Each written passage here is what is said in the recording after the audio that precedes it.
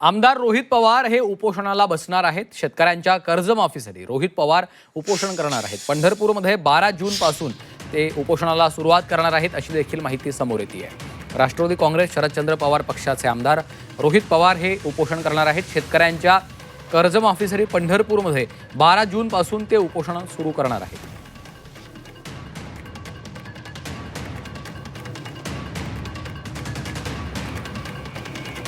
उद्धवजी ठाकरे यांनी बांधावर 50,000 रुपये देऊ अशी घोषणा केली, परंतु उद्धवजींना तोंडावर शेतकऱ्यांनी सांगितलं की तुमची दमडी फुटकी कवडी देखील मिळालेली नाही.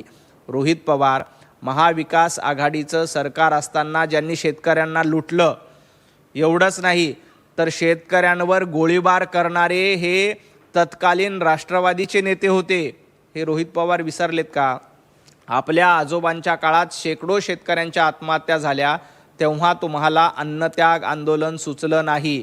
आता रोहित पवार आंदोलनाच्या नावाने नौटंकी करतात आणि फक्त प्रसिद्धीसाठी अशी नौटंकी चालू आहे.